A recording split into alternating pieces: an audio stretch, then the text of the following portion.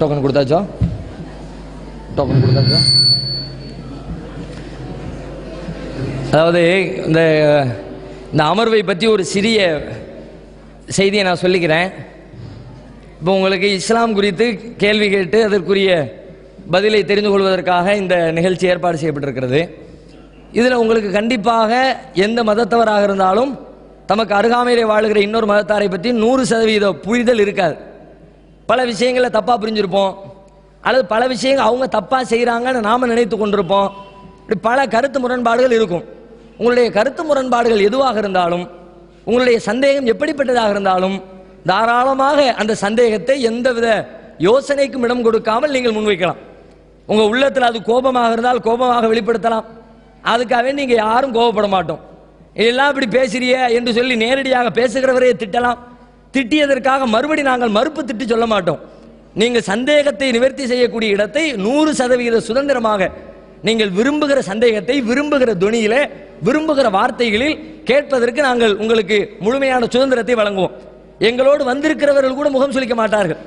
ஒருவேளை யாராவது தப்பித்தவரை முகம் சுளிச்சாங்கன்னு வச்சுக்குவோம், என்ன இந்த ஆள் இந்த உள்ள இப்படி கேட்டு பிடிச்சி என்று நினைத்தால் யார் முகம் சுளிக்கிறாரோ அவர்தான் முதலில் இந்த அரங்கத்தை விட்டு வெளியேற்றப்படுவார். இது உங்களுக்கான சபை. சந்தேகத்தை நீங்கள் தாராளமாக கேளுங்க, எதை பற்றி வேண்டுமானாலும் கேளுங்க. எவ்வளவோ இருக்கிறது. இஸ்லாம் குறித்து நீங்கள் பழகுகிற சமூகத்தில் பெண்களுடைய ஆடை பற்றி சந்தேகங்கள் வரும், முஸ்லீம்களுடைய உணவுகளை பற்றி சந்தேகம் வரும், முஸ்லீம்களுடைய வழிபாட்டை பற்றி சந்தேகம் வரும், முஸ்லீம்களுடைய சமூக நிகழ்வுகளை பற்றி சந்தேகம் வரும். எப்படிப்பட்ட சந்தேகங்களாக இருந்தாலும் எந்தவித யோசனைக்கும் இடம் கொடுக்காமல் முழுமையான சுதந்திரத்தோடு நீங்கள் அந்த கேள்விகளை கேட்கலாம். அது புரிதல் தவறாக இருந்தால் அதற்குரிய விளக்கத்தை தருவோம். உண்மையிலே நாங்கள் தப்பாக செய்து கொண்டிருந்தோம் இருந்தால் அதை நாங்கள் திருத்திக் கொள்வதற்கு உங்களின் கேள்வியை ஒரு வாய்ப்பாக பயன்படுத்திக் கொள்வோம். எனது பெயர் நவநீதராஜன். நபிகள் நாயகம் அவர்களால் சொல்லப்படும் 7 திருமணங்கள் பற்றிய விளக்கத்தை 7 பேரை திருமணம் செய்யலாம் என்று இஸ்லாம் கூறுகிறது. அதன் விளக்கத்தை எங்களுக்கு தர முடியுமா?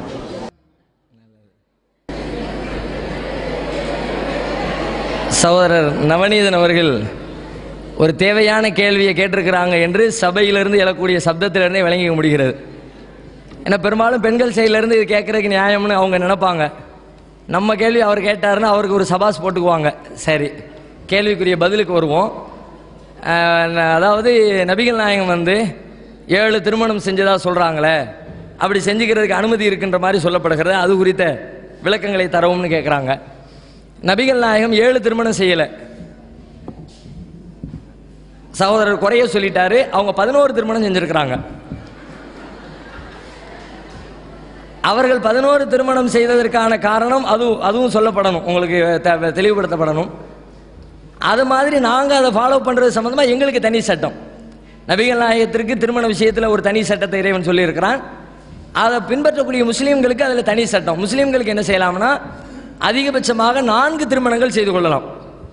1, 2, 3, 4 4க்கு மேலே கல்யாணம் பண்ணக்கூடாது. இதில் ரெண்டு விஷயம் 2 கேள்விகள் இருக்கிறது. 2க்குமான பதிலை நம்ம பார்ப்போம். முதல்ல இந்த 4 திருமணம் பண்ணுறதை எடுத்துக்கொண்டால் நபிகள் நாயகம் ஏன் பண்ணினாங்கன்றதை விட 1க்கு மேற்பட்ட திருமணங்கள் செய்வதற்கு அனுமதிக்கப்பட்டதற்கான காரணத்தை நீங்கள் விளங்கிக் கொள்ள வேண்டும். எதுக்கு இந்த அனுமதி வழங்கப்பட்டிருக்குன்னா ஃபர்ஸ்ட் இது அனுமதி தான். நான் 1க்கு மேற்பட்ட திருமணம் செய்ய வேண்டும் என்று இஸ்லாம் வலியுறுத்தலை. இஸ்லாத்தை பொறுத்த வரைக்கும் ஒருத்தர் 1க்கு மேற்பட்டு திருமணம் செய்வதாக இருந்தால் 2 திருமணம் செய்து கொள்ளலாம், 3 செய்து கொள்ளலாம், 4 வரைக்கும் செய்து கொள்ளலாம் என்று ஒரு அனுமதியை தான் வழங்கியிருக்கிறது. இந்த அனுமதியும் கூட பல்வேறு நிபந்தனைகளுக்கு உட்பட்ட அனுமதி. ஏதோ பொத்தாம்பதுவா எல்லாரும் கல்யாணம் பண்ணிக்கங்க அப்படி சொல்லலை. அப்படி சொல்லி இருந்தால் இருக்கிற எல்லாருமே இஷ்டத்துக்கு கல்யாணம் பண்ணியிருப்பாங்க. நீங்கள் உங்களோட பழகக்கூடிய சமூகத்தில் பாருங்க, எத்தனை பேர் 1க்கு மேற்பட்ட திருமணம் பண்ணியிருக்கலாம். முஸ்லீம்கள் எடுத்து பாருங்க. உங்களில் எப்படி ரேரா ஒரு 100க்கு ஒரு ஆள் இருக்கிறாங்களோ, ஒரு 200க்கு ஒரு ஆள் 2வது திருமணம் பண்ணியிருக்கிறாங்களோ, அது மாதிரி தான் முஸ்லீம் சமூகத்திலையும் திருமணம் செய்யக்கூடிய 1க்கு மேற்பட்ட திருமணம் செய்கிறவங்கள நீங்கள் பார்க்குறீங்க. இதுக்கு இஸ்லாம் பல கண்டிஷனை போட்டு வைத்திருக்கிறது. முதல்ல ஒன்று என்னன்னா, அவனுக்கு அதற்குரிய தேவை இருக்க வேண்டும். என்ன தேவை? ஒரு மனைவியோடு அவனது வாழ்க்கையை பூரணப்படுத்திக் கொள்ள முடியல, இன்னொரு மனைவி அவசியமாக தேவைப்படுகின்றது என்ற சூழல் அவனுக்கு இருக்கணும். அது மாதிரி சூழல் இல்லாமல் சும்மா போய் பார்க்குற பெண்ணெல்லாம் அழகா இருக்கிறது என்பதற்காக வேண்டி திருமணம் செஞ்சுக்க முடியாது. ஒரு மனைவிக்கு நோய் இருக்கலாம், ஒரு திருமணம் செஞ்சிருப்பாரு. திருமணம் செஞ்ச மனைவியோடு குடும்ப வாழ்க்கையில் இல்லறத்தில் ஈடுபட முடியாத அளவிற்கு அவங்களுக்கு ஏதாவது பிரச்சனைகள் ஏற்படலாம், அல்லது வேறு ஏதாவது சிக்கல்கள், மருத்துவ ரீதியான சிக்கல்கள் இருக்கலாம். அப்போ தன்னுடைய அந்த தாம்பத்திய தேவையை பூர்த்தி செய்து கொள்ள முடியாத நேரத்தில் ஒன்றுக்கு மேற்பட்ட இரண்டாவது திருமணத்தின்பால் ஒருவர் சென்றால் அதற்கு அனுமதி. ரெண்டாவது அப்படி திருமணம் செய்யும் போது கூட திருமணம் செய்யக்கூடிய அந்த ஆணுக்கு 2 பேரை திருமணம் செய்தால் 2 பேரையும் சம அளவிலே பாவிக்க வேண்டும். சம அளவில் பாவிப்பது என்று சொன்னால் அவர்களோடு குடும்ப வாழ்க்கையில் ஈடுபடக்கூடிய நாட்களாக இருந்தாலும் அவர்களுக்கு குடும்ப வாழ்க்கைக்கு கொடுக்கக்கூடிய பொருளாதார செலவினங்களாக இருந்தாலும் ஒரு பெண்ணுக்கு என்ன செய்கிறாரோ அதே அளவிற்கு இன்னொரு பெண்ணுக்கு செய்ய வேண்டும். 2க்கும் சமமாக இருக்கணும். இவருக்கு இந்த பெண்ணுக்கு முதல் பெண்ணுக்கு மாதம் 5000 ரூபாய் அவர் குடும்ப செலவுக்கு கொடுத்தால் அதே போன்ற 5000 ரூபாயை இரண்டாவது மனைவிக்கும் அவர் கொடுக்கணும். ஒருத்திக்கு 5000 ரூபாய் கொடுக்கறதுக்கு தான் வசதி, இன்னொருத்தருக்கு அவ்வளோ வசதி இல்லைன்னு 2000 ரூபாய் கொடுத்தால் அப்படி கொடுக்கக்கூடிய வசதியில் தான் அவருடைய பொருளாதாரம் இருந்தால் அவர் 2ஆம் திருமணம் செய்து கொள்ளக்கூடாது. திருக்குர்ஆன்ல 4வது அத்தியாயத்தில் 4வது வசனம், அந்த வசனத்தில் தான் இந்த விஷயம் சொல்லப்படுகிறது. ஒன்றுக்கு மேற்பட்ட திருமணங்கள் சம்பந்தமா அந்த வசனம் முடியக்கூடிய முடிவு வார்த்தை எப்படி இருக்கும்னா ஒயின் ஹிஃப்தும் அல்லா தாதிலு ஃபவாஹிதத்தன். இது குர்ஆன்ல இருக்கக்கூடிய அரபி டெக்ஸ்ட். இதுக்கு என்ன அர்த்தம்? நீங்கள் அவர்களோடு சமமாக நீதியாக நடக்க முடியாது என்று பயந்தால் ஒரே ஒரு பெண்ணோடு நிறுத்திக் கொள்ளுங்கள். சமத்துவமா வாழ முடியும்னா 2 கட்டிக்க, அதுவும் கட்ட வேண்டிய தேவையும் இருக்கணும். தேவையில்லாமல் கட்டக்கூடாது. சமத்துவம் கொடுக்க முடியாது என்று சொன்னால் அப்பவும் நீங்கள் கட்டக்கூடாது என்று இஸ்லாம் இந்த நிபந்தனைகளோடு 2ஆம் திருமணத்தை ஆதரிக்கிறது. இதுக்கு பல நியாயமான காரணங்கள் இருக்கிறது. என்ன காரணம் அப்படின்னா, ஒரு பெண்ணோடு குடும்பம் நடத்தும் பொழுது அந்த பெண்ணு தேவை போதலை பத்தலை என்று சொல்லும் பொழுது இன்னைக்கு சமூகத்தில் பெரும்பாலான ஆண்களை பாருங்க, குடும்ப வாழ்க்கையில் திருப்தி இல்லாம அந்த திருப்தியை பெறுவதற்காக வேண்டி வேற இடத்தை தேடி செல்றாங்க. அடுத்த விலை மாதர்கள்ட்ட போறாங்க, தப்பான உறவுகளை வச்சுக்கிறாங்க. அதனால் ஏற்படக்கூடிய கேடுகள் எல்லாம் சமூகத்தில் பார்க்கத்தானே செய்யறோம். ஒன்றுக்கு மேல திருமணம் பண்ண கூடாதுன்னு சொல்லிட்டதுனால வேற வழி இல்லாம அவங்க என்ன பண்றாங்க, அபிஷியலா உலகத்துக்கு தெரிஞ்சு, ஏன்னா அதிகாரப்பூர்வமா ஒரு மனைவியோடு குடும்பம் நடத்துவாங்களாம். ஆனா அதிகாரப்பூர்வம் இல்லாம ஒன்றுக்கு மேற்பட்டவர்கள் நடத்துறாங்களா இல்லையா? என்ன காரணம்? நீங்க அவங்களுக்கு முறையான அனுமதி கொடுத்திருந்தால் அது முறைப்படி சட்ட ரீதியாக போயிருக்கும். நீங்க முறைப்படி அனுமதி கொடுக்காதனால ஏற்பட்ட விளைவு என்ன? சமூகத்தில் சீர்கேடுகள். அடுத்த பெண்ணோடு போய் சவகாசம், அந்த பெண்ணுக்கு ஒரு குழந்தை உண்டாயிடுச்சுன்னு வச்சுக்குவோம், அந்த பெண்ணை பற்றி சமூகம் என்ன பேசும்? அந்த பெண்ணுக்கு சமூகத்தில் அந்தஸ்து இருக்குமா? அந்த பெண்ணுக்கு ஒரு குழந்தை உண்டாயிடுச்சு, குழந்தைக்கு அப்பா யாருன்னு கேட்டால் எப்படி சொல்லுவாங்க? அபிஷியலா முறைப்படி திருமணம் செய்திருந்தால் இவர் தான் என்னுடைய தந்தைன்னு இன்சியலை போட்டுக்கிட்டு சமுதாயத்துக்கு முன்னாடி தூக்கி வந்து நிப்பாட்ட முடியும். ஆனால் அபிஷியலான இந்த அனுமதியை நாம மறுக்கும் பொழுது அன்அபிஷியலாக முறை தவறி வேறு வழி இல்லாமல் சின்ன வீடு செட்டப்பை நோக்கி ஆண்கள் தள்ளப்படுகிறார்கள். அப்போ அவங்க சின்ன வீடு வச்சுக்கிட்டு சமூகத்தில் ஒரு பெரிய ஒழுக்கக்கேட்டை உருவாக்கிறாங்க. ஒரு தலைமுறை, தகப்பன் பேர் தெரியாத தலைமுறை உருவாக்கப்பட்டு விடுகிறது. இஸ்லாம் என்ன பார்க்கிறது? இப்போ இது மாதிரி இவன் பண்ணித்தான் ஆகணும், இல்லாட்டி தப்பு பண்ணிடுவான்ற கட்டம் வேற இருக்குது.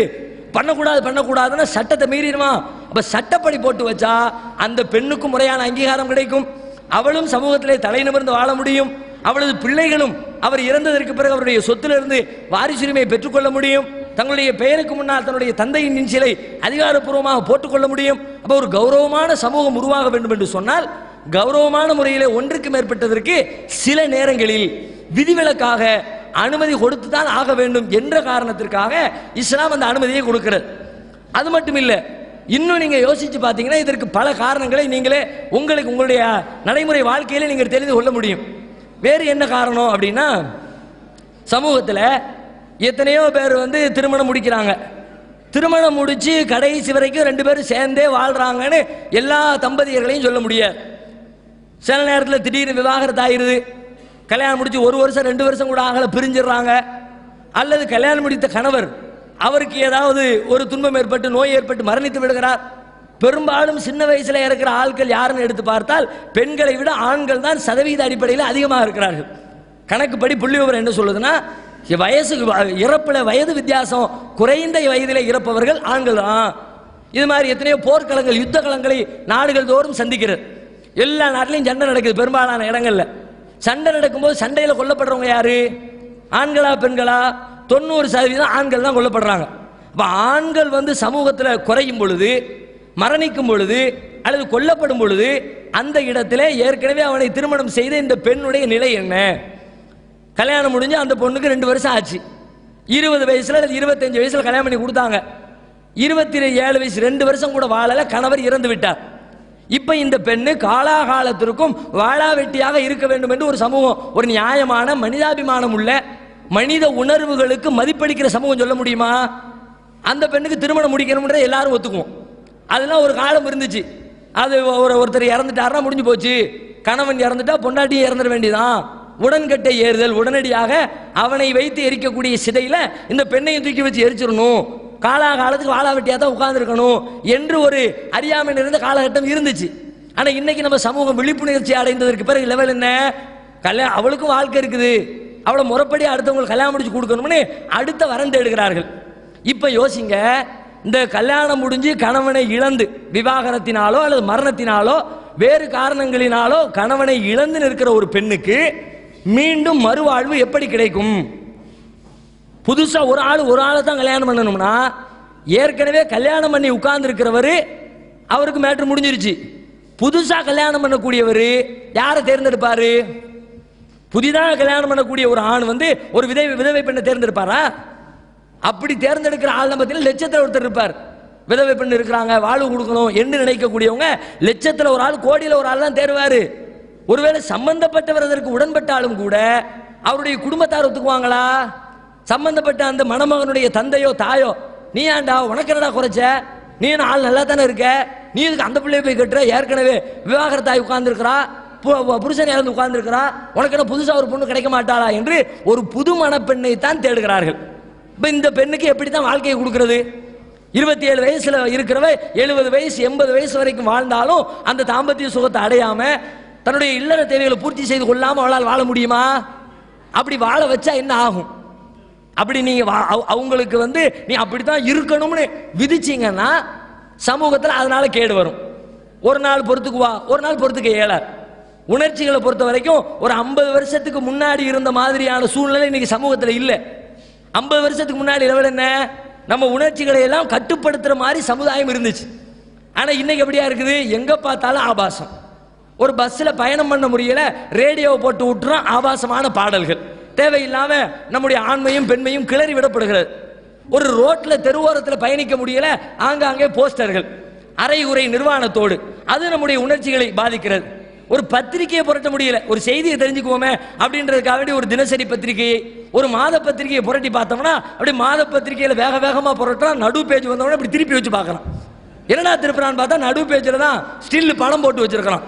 அப்ப பத்திரிகையில் ஆபாசம், பேப்பர்ல ஆபாசம், அதையெல்லாம் விட கேடு கட்டுத்தனமா டிவியில எந்த நேரம் பார்த்தாலும் 100% எந்த சேனலை திருப்புங்க, 90% சேனல்களுடைய அடிப்படை ஒன்னே ஒன்று, ஒரே ஒரு அடிப்படையில் தான் 90% சேனல். என்ன அடிப்படை? ஆம்பளை பொம்பளைங்கிற அடிப்படை. இந்த ஆம்பளை பொம்பளை கான்செப்ட் இல்லாம என்ன இருக்கு காட்டுங்க. ஒரு நாடகத்தை எடுங்க, ஒரு படத்தை எடுங்க, எந்த கன்றாவை எடுத்து பார்த்தாலும் எல்லாம் இதுதான். நம்ம மக்கள் பார்க்கறது தானே பார்த்துக்கிட்டு உட்கார்ந்துருக்கிறோங்க. தமிழ் சேனலா பார்த்துக்கிட்டு இருக்கிறோம். தமிழ் சேனல்ல நம்ம அறிவை வளர்க்குற விஷயமா சொல்லப்படுகிறது. 4 மணி நேரத்துக்கு ஒரு நியூஸ் போடுவான். அந்த நியூஸ் 10 நிமிஷம் ஓடும், 12வது நிமிஷம் அடுத்து ஒரு அரஸ்ட் இல்லை, ஆஃப்டரோட ஒரு ஆணையோ பெண்ணையோ ஓட விடுவாங்க. இப்போ டிவியில இருந்து எதை எடுத்தாலும் சரி, எங்க பார்த்தாலும் நம்முடைய ஆண்மையையும் பெண்மையையும் கிளறிவிடக்கூடிய ஒரு சமூக சூழ்நிலையில் வாழ்ந்து கொண்டிருக்கிற ஒரு பெண்ணுக்கு முடியும். சாதாரணமா, அதாவது குடும்ப வாழ்க்கையை அனுபவிக்காத ஒரு பெண்ணா இருந்தா கூட அப்படியே இருந்துடலாம்னு சொல்லலாம். ஆனா ஏற்கனவே அனுபவித்த ஒரு பெண்ணால் எத்தனை நாட்களுக்கு இருக்க முடியும்? ஒவ்வொருத்தரும் தங்களை அசைப்பட்டு பாருங்க. திருமணம் ஆனவர்களையும் திருமணம் ஆனவர்கள் உங்களுடைய திருமணம் ஆகாத வாழ்க்கையோடு இந்த வாழ்க்கையை ஒப்பிட்டு பாருங்க. எல்லாருக்குமே பட்டவர்த்தனமா வித்தியாசம் தெரியும். 25 வயசு வரைக்கும் அது மாதிரியான சிந்தனைகள் பெருமளவுல இல்லாம தான் உண்டு தான் வேலை உண்டுன்னு இருந்தவங்க திருமணத்திற்கு பிறகு நம்முடைய சிந்தனை எப்படி இருக்கிறது? அந்த நேரத்தில் தன்னுடைய துணைவியை அல்லது தனது கணவரை இழந்து நிற்கிற ஒரு ஆணும் பெண்ணும் எப்படிப்பட்ட துன்பத்திற்கு ஆளாவார்கள் என்பதனை திருமணம் முடித்த ஒவ்வொருவரும் தெரிந்து கொள்ள முடியும். திருமணம் முடிச்ச நிலையில கணவன் மனைவி பிரிஞ்சு வாடுவாங்களே, அவங்கள்ட்ட போய் கேட்டு பாருங்க, அதனுடைய வழி தெரியும். 25 வயசுல கல்யாணமே முடிக்காம இருக்கிற ஒரு பெண்ணை விட 27 வயசுல கல்யாணம் ஆகி 2 வருஷம் குடும்பம் நடத்திவிட்டு அதுக்கப்புறம் கணவனை இழந்திருக்கிற ஒரு பெண்ணிடத்துல போய் கேட்டு பாருங்கள், அவளுடைய வேதனையும் வலியும் நமக்கு புரியும். அவளுக்கு ஒரு மாற்று ஏற்பாடு கொடுக்கறதா இருந்தா எப்படி கொடுக்கிறது? புதுசா உள்ளவன் வரமாட்டேங்கிறான். புதுசாக ஒரு பெண்ணுக்கு கல்யாணம் நடக்கிறதே குதிரை கொம்பா இருக்குது. இந்த சூழ்நிலையில ஏற்கனவே திருமணம் ஆனவன் வேண்டுமானால் 2ஆம் தாரமாக திருமணம் செய்து கொள்ள முன் வருவாரே தவிர புதிதாக 2ஆம் தாரத்து பெண்ணை திருமணம் செய்ய யாரும் முன் வர்றதில்லை. இப்ப சமுதாயத்தில் இந்த சிக்கலை எப்படி தீர்ப்பீங்க? ஒரு ஆள் ஒன்னதான் கட்டணும், ஒருவனுக்கு ஒருத்தி தான் அப்படின்னா அப்ப அந்த இந்த பிரச்சனைக்கு என்ன தீர்வு? இந்த பிரச்சனைக்கு தீர்வு காணாமல் நீங்கள் விட்டால் என்ன பிரச்சனை ஏற்படும் தெரியுமா? பொறுத்து பாப்பா, அவளுக்கு சரியான வாழ்க்கை அமையல, அப்ப நாம இல்லீகலா போவோம், இல்லீகலா வேற ஆண்களை தூண்டில் போட்டு இழுப்போம், ஓரக்கண்ணால பார்ப்போம், வீட்டுக்கு வர சொல்லுவோம், வீட்டுக்கு போவான். வீட்டுக்கு போனா என்னதுக்கு ஆகும்? அதுக்கு சாதாரண ஒரு குடும்ப பெண், ஒரு அபிஷியலான மனைவி ஒரு ஆணுக்கு எந்த அளவிற்கு கடமையாற்றுவாளோ அதையெல்லாம் விட பல 100 மடங்கு அன்அபிஷியலான பெண்கள் கடமையாற்றுவார்கள். ஏன்? எவ்வளவு நாளைக்கு இவன் இருப்பான்னு தெரியாது, இருக்கிற வரைக்கும் இவன் இருக்கிறதெல்லாம் பறிச்சுக்கணும், நாளைக்கே சமுதாயத்தில் பிரச்சனைனா அவனையும் நம்மளையும் சேரக்கூடாதுன்றவாங்க. அதனால முடிஞ்ச வரைக்கும் கறக்க வேண்டும் என்பதற்காக வேண்டி அதிகப்படியாக தியாகம் செய்யற மாதிரி நடிப்பா. ஒரு பொஞ்சாதி அப்படி நடிக்க தேவையில்லை. எங்க பேர போறாரு, என்ன தெரிந்தாலும் நம்ம புருஷன் தானே, என்னத்தை செஞ்சாலும் அப்பாட்ட சொல்லலாம்ல, அம்மாட்ட சொல்லலாம்ல, சமுதாய தலைவர்கள் சொல்லலாம்ல என்று சொல்லி அந்த தைரியத்தில் உட்கார்ந்து சாப்பிடுங்கம்பா. அவ என்ன செய்வா? உட்காருங்க சாப்பிடுங்கன்னு ஊட்டி விடுவா. கை கழுவ போனா வீட்டில் கணவர் தானா சொம்புல தண்ணி எடுத்து கையை கழுவுவார். அந்த வீட்டில் அந்த அம்மா கொண்டு வந்து கை கழுவுறதுக்கு தண்ணி ஊற்றும். இவர் சாப்பிட்டு முடிச்சுட்டு கையை கழுவிட்டு கிடக்கிற டவல்ல போய் கை துடைக்கிறக்காண்டி இவர் நடந்து போவார் வீட்டில். அங்க அந்த அம்மா டவலை தூக்கி கொண்டு கொடுத்து தொடங்கன்னு சொல்லும். வழியோன்னு வழிஞ்சா என்னத்துக்கு ஆகும்? அவன் யோசிப்பான், நம்ம பொஞ்சாதியை விட இவதான ரொம்ப நம்மளை கவனிக்கிறா, அப்ப அவ தேவையில்லை, இவள்கிட்டே உட்காந்துக்கிறேன். 2வது திருமணத்துக்கு அனுமதி மறுக்கிற பல இடங்களில் முதல் திருமணத்தை முதல் கணவனை இழந்து விட்டு இருக்கிற சூழல் சமூகத்தில் ஏற்படுகிறது. இது தியரி இல்லை, வெறும் வரும் வாய் வார்த்தை இல்லை. நீங்க அன்றாட உங்களுடைய சமூகத்தில், உங்களுடைய தெருக்கல்ல, உங்களுடைய வீடுகள்ல, உங்களுடைய உறவினர்களுடைய வீடுகள்ல நீங்கள் சந்திக்கிற பிரச்சனையா இல்லையா? இதையெல்லாம் கணக்கில் கொண்டுதான் இஸ்லாம் சொல்லுது 2வது திருமணத்துக்கு அனுமதி கொடுத்து தான் ஆகணும். அனுமதி கொடுக்கலாட்டி சமுதாயத்தில் சிக்கலு, அன்னபிஷியலான உறவுகள் உருவாகும். இன்னும் சொன்னா நீங்க எங்களுக்கு போடப்பட்டிருக்கிற கட்டுப்பாடுகள் மற்ற சமூகங்களுக்கு போடப்படாத காரணத்தினால் இந்தியாவுடைய நிலைமை என்ன தெரியுமா?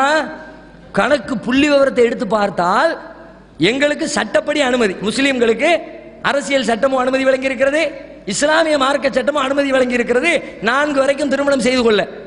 மற்றவங்களுக்கு அனுமதி இல்லை. ஆனா 1க்கு மேற்பட்ட திருமணம் செஞ்சிருக்க ஆட்கள் யாருன்னு கணக்கெடுத்து பார்த்தால் அதுல முஸ்லீம்களுடைய சதவிகிதம் ரொம்ப கம்மியா இருக்கிறது. முஸ்லீம் அல்லாதவர்கள் தான் 2, 3 திருமணம் செய்தவர்கள். நீங்க பெரிய பெரிய தலைவர், உங்க பத்திரிகைகள்லாம் பார்க்கக்கூடிய பெருந்தலைவர்களை பாருங்களேன். பாராளுமன்ற உறுப்பினர்களை பத்தி நீங்க பத்திரிகைகள் படிச்சிருப்பீங்க. இந்தியாவில் தமிழகத்துடைய முதலமைச்சர்களை பத்தி நீங்க படிச்சிருப்பீங்க. எல்லாத்தையும் அப்படி ஒரு கிளான்ஸ் லைட்டா ஒரு பார்வை விடுங்க, பெரும்பாலான டிக்கெட் 2வது திருமணம் செஞ்சவங்களா தான் இருக்கிறாங்க. முஸ்லீம்கள் விரல் விட்டு என்ற மாதிரி தான் 2வது திருமணம். ஏன்? முஸ்லீமுக்கு போடப்பட்ட கட்டுப்பாடு அப்படி. தேவையினா தான் போகணும், தேவையில்லாம செய்யக்கூடாது, அப்படியே செஞ்சாலும் நீதமா நடக்கணும். அந்த கட்டுப்பாடு எல்லாம் இல்லாத காரணத்தினால நான் ஒரு அரசியலுக்காக வேண்டி சொல்லல, அந்த தமிழகத்து அரசியலை உற்று நோக்கக்கூடிய பல பேர் தெரிந்திருக்க வாய்ப்பு. அதனால சொல்லுகிறேன். தமிழகத்தில் இதற்கு முன்னாள் முதலமைச்சராக இருந்தாங்க. யார் இருந்தா? கருணாநிதி இருந்தார். கலைஞர் கருணாநிதி இருந்தார். கருணாநிதிக்கு எத்தனை மனைவிமார்? பத்திரிகையில் நீங்க படிச்சிருப்பீங்க. சில நேரத்தில் அவருடைய மனைவியோடு வருவார், பத்திரிகையில் எழுதுவாங்க. இன்றைக்கு முதலமைச்சர் அவர்கள் தன்னுடைய மனைவியோடு இந்த நிகழ்ச்சியில் மனைவி பேரை போட்டு தயாள் அம்மாளோடு கலந்து கொண்டாள் அப்படின்னு. அடுத்து 2வது நாள் அடுத்த பத்திரிகையில் வரும், இன்றைக்கு முதலமைச்சர் அவர்கள் தம்முடைய துணைவியாரோடு இந்த நிகழ்ச்சியில் பங்கெடுத்தார். அது என்ன மனைவி துணைவி 2 ஒன்று தானே? வார்த்தையை மட்டும் வித்தியாசப்படுத்திக்கிட்டா மனைவி இல்லைன்னு ஆயிருமா? 2 பேருமே பொஞ்சாதி தான். ஆனா சமூகத்தை ஏமாத்துறக்காண்டி அது என் பொஞ்சாதி இல்ல, அது என் மனைவி இல்லை, என் துணைவின்னு இது ஏமாத்து வேலை தானே. இந்த வேலையை பார்த்து பல பேர் செய்யறாங்க. அவர் நான் குற்றம் சொல்றக்காண்டி சொல்லல, ஏன்னா எங்க மார்க்கமே அனுமதிச்ச ஒரு காரியத்தை அவர் செஞ்சிருக்கிறாரு. அவரை போய் நான் எப்படி குறை சொல்லுவேன்? அனுமதிக்கப்பட்டவங்க தானே செஞ்சிருக்கிறாரு. ஆகையினால இது மாதிரி மத்திய அரசாங்கம், இந்தியாவில் மத்திய அரசாங்கத்தினுடைய பெரும் தலைவர்கள்லாம் எடுத்து பார்த்தீங்கன்னா அது மாதிரி 1க்கு மேற்பட்ட திருமணம் செஞ்சவர்கள் நிறைய பேர் இருக்கிறாங்க. பெரிய பெரிய எழுத்தாளர்கள், தமிழ் ஆசிரியர் பயிற்சி பள்ளிங்கிறதுனால நான் ஒரு உதாரணம் கூட சொல்கிறேன். அதிகமாக உங்களுக்கு தமிழோடு தொடர்பு இருக்கும், தமிழ் எழுத்தாளர்களோடு பரிச்சயம் இருக்கும். தமிழ் எழுத்தாளர்களில் ஒரு சிறந்த இடத்திலே வைத்து போற்றப்படுகிறவர் பாலகுமாரன். நல்ல பக்தி பழமாகத்தான் காட்சி தருவார். அவருடைய தோற்றம், அவருடைய தாடி, அவருடைய விபூதி, அவருடைய பொட்டு, அது எல்லாமே பார்ப்பதற்கு ஒரு ஆன்மீக தோற்றத்தை ஏற்படுத்தக்கூடியதாகத்தான் அவருடைய தோற்றமே இருக்கும். பாலகுமாரன் அவர் எழுதிய எழுத்துக்களை வாசிக்கக்கூடிய வாசகர்கள் இலங்கையில் அதிகம் பேர் இருக்கிறார்கள் என்று கூட நான் ஒரு பத்திரிகையில படித்திருக்கிறேன். பாலகுமாரனுக்கு எத்தனை மனைவி? 2 மனைவி. அவர் யார்? முஸ்லீம் சமூகத்தை சார்ந்தவரா? இல்லை. ஆனால் அவர் செஞ்சது தப்பா? தப்பும் இல்லை. ஏன்? அதுக்கு அனுமதிச்சாதான் சமூகத்தில் ஒழுக்கம் நிலை பெறும். சமூகம் வந்து பாலியல் ரீதியாக கெட்டு போகாது. எனவே இப்படிப்பட்ட பல்வேறு காரணங்களுக்காகத்தான் இஸ்லாம் ஒன்றுக்கு மேற்பட்டு 2வது 3வது 4வது வரை ஒரு ஆண் திருமணம் செய்து கொள்வதற்கு இஸ்லாம் அனுமதிக்கிறது. இது ஒரு கேள்விக்கான பதில். 2வது அதுக்குள்ள இன்னொன்று கேட்டிருந்தாங்க, நபிகள் நாயகம் அதிகமான திருமணம் செஞ்சதுக்கு என்ன காரணம்? அது தனி டாபிக். அவங்களுக்கு இந்த காரணம் பொருந்தும், இந்த காரணம் பொருந்தும். இதோடு சேர்த்து எங்களை விட அதிகமாக அவர்கள் திருமணம் செய்ததற்கு இன்னும் ஒரு முக்கியமான காரணம் உண்டு. அது என்ன காரணம் என்று சொன்னால், நபிகள் நாயகத்தை வந்து இறைவனின் தூதர்னு சொல்றோம்ல, அவர் இறைவனின் தூதராக வாழ்ந்தவர். அவர் வாழ்க்கையில் என்னையெல்லாம் செஞ்சாரோ அது எல்லாவற்றையும் நாங்கள் பின்பற்ற வேண்டும். எங்களுக்குள்ள கடமை என்னன்னா, அவர் எப்படி சொன்னாரோ அப்படி தொழுகிறது மட்டும் இல்லை, அவர் சொன்ன மாதிரி வழிபாடு செய்யறது மட்டும் இல்லை. நான் என் மனைவியோடு குடும்ப வாழ்க்கையில் ஈடுபட்டா அவர் எப்படி ஈடுபட்டாருங்கிற விஷயத்தை தெரிந்து கொண்டு தான் ஈடுபடணும். எங்களுக்கு போடப்பட்ட ஆர்டர் அப்படித்தான். நான் சிறுநீர் கழிக்க போறேன், ஏன் நான் என்னுடைய சுய தேவையை நிறைவேற்ற போறேன், நான் சும்மா இருந்துட முடியாது. அவர் ஆர்டர் போட்டிருப்பார், சிறுநீர் கழிக்கிறதுக்கு என்ன ஒழுங்குகள், அவங்க என்ன எல்லாம் செஞ்சாங்க, சிறுநீர் கழிச்சிட்டு எப்படி சுத்தம் செய்யணும், பெரிய அதுக்கு ஒரு பெரிய லெக்சரே கொடுத்து வச்சிருப்பார். எறும்பு புத்துல சிறுநீர் கழிச்சிடாதீங்க, மரத்தடி நிழல்ல சிறுநீர் கழிச்சிடாதீங்க, சிறுநீர் கழித்து விட்டு கண்ணாடி துண்டுகளை வச்சு சுத்தப்படுத்திடாதீங்க, சிறுநீர் கழித்து விட்டு அதனுடைய அசுத்தம் உங்கள் உடலில் ஒட்டி கொண்டிருக்கும், எனவே தண்ணீரை வைத்து அதை சுத்தப்படுத்திக் கொள்ளுங்க, இல்லாட்டி ஆரோக்கிய கேடு ஏற்படும். சிறுநீர் கழிக்கிறத எடுத்துக்கிட்டு அப்படி ஒரு பெரிய பாடம் நடத்தியிருப்பாங்க. இப்படி ஒன்னையும் பார்த்து பார்த்து பார்த்து சாப்பிடுறது எப்படி, தூங்குறது எப்படி, வியாபாரம் செய்யறது எப்படி, இப்படி எல்லா விஷயங்களையும் அவர் எப்படி செய்தாரோ அப்படித்தான் நாங்கள் செய்ய வேண்டும் என்று எங்களுக்கு விதிக்கப்பட்டிருக்கிறது. இப்போ அவர் சமூகத்தில் வாழுகிற பொழுது என்னவெல்லாம் சொன்னாரோ அதுவெல்லாம் சமூகத்திற்கு தெரியும். அரசியல் எப்படி நடத்தணும் உலகத்தில் இருக்கிற மக்களுக்கு தெரியும், உலகத்துக்கு போதனை பண்ணியிருப்பாரு, அவங்க ஃபாலோ பண்ணியிருப்பாங்க.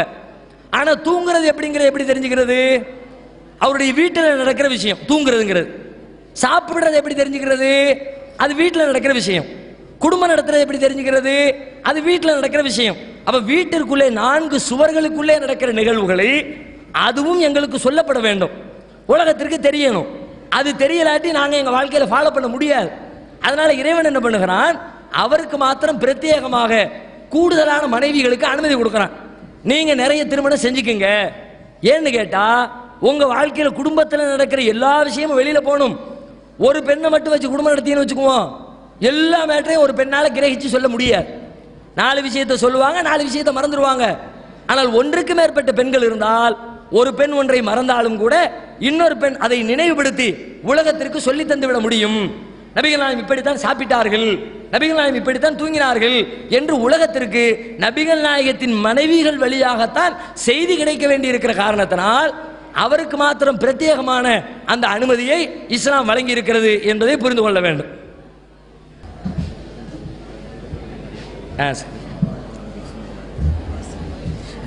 பேப்பர்ல வேண்டாமா கேட்க சொல்லிருங்க.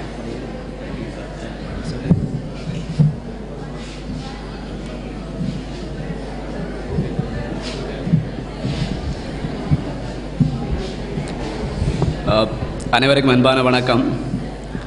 இப்போ இந்த எங்களுடைய இஸ்லாமிய சகோதரர் சொன்ன ஒரு கருத்து, சைவ சமயம் சம்பந்தமாக சொன்ன ஒரு கருத்து, பித்தாபுரை சூடி சுந்தரமூர்த்தி சுவாமிகள் பாடினது வேறு, அது தொடர்பாக அது பொய்ப்பிக்கப்பட்ட கருத்து என்று சொல்லி ஒரு கருத்தை சொன்னார். இது சம்பந்தமாக நான் இந்த 2 விஷயம், ஒரு சில சமய அடிப்படை, நான் சைவ சமயத்தை சார்ந்தவன் என்ற வகையில் ஏனைய மதங்களை மதிக்கிறேன், என்னோட சமயத்தின் மீது பற்று காட்டுகின்றேன். அது ஒவ்வொரு சமயத்தவனுக்கும் இருக்க வேண்டிய முறைமை.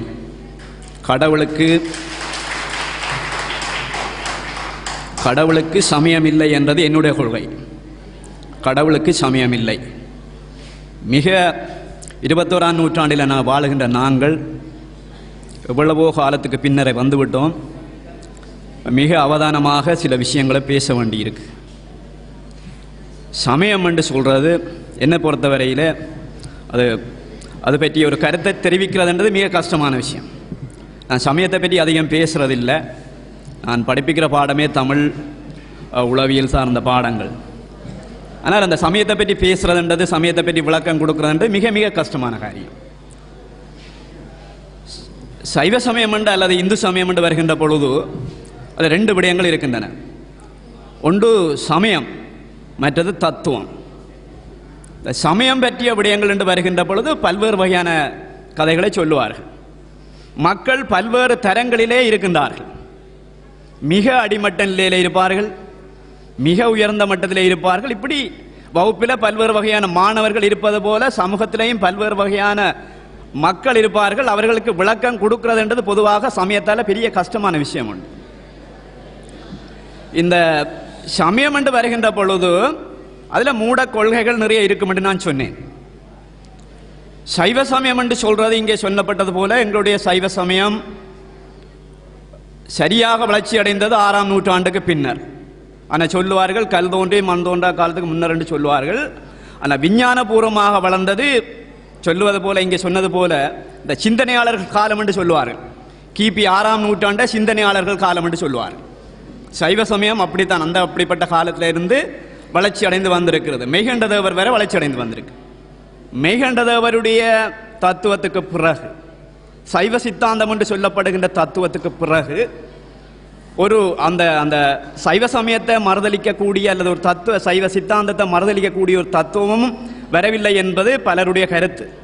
நான் அதில் அந்த விவாதத்துக்கு போக இல்லை. என்னென்னு சொல்லி சொன்னால் இந்த இதிகாசங்கள் புராணங்கள் என்று 2 விஷயம் இருக்கு சமயத்தில். இதிகாசங்கள் புராணங்கள் சாதாரண மக்களுக்கு சமய உண்மைகளை விளங்கப்படுத்துவதற்காகத்தான் இந்த இதிகாசங்கள் புராணங்கள் என்று இந்தியாவிலே தோன்றின. இதிகாசம் என்று சொல்லி சொன்னால் அது வரலாறு அல்ல. சில பேர் சொல்லுவார்கள் சிங்களத்தில் இதிகாசம் என்று சொல்லி சொன்னால் வரலாறு. அதல்ல, இதிகாசம் என்று சொல்லி சொன்னால் வரலாறு அல்ல. இப்படி இருந்தானாம் இப்படி இருந்தாலாம் என்று சொல்றதுதான் இதிகாசம்.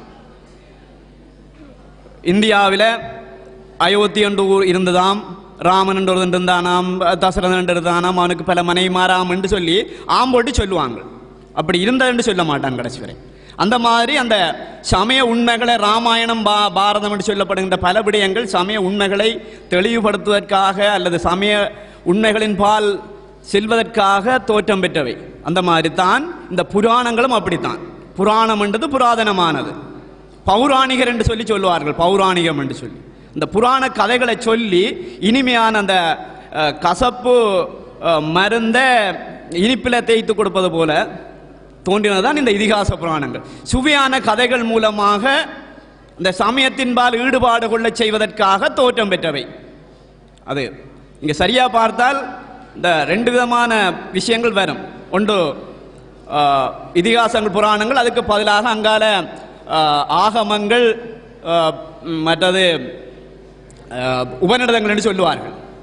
இது வேதத்தை மறுத்து எழுந்த பொழுது எங்களோட கௌதம புத்தர், மகாவீரர் போன்றவர்கள் வேதத்தை மறுத்து கூறிய பொழுது தோன்றியவை.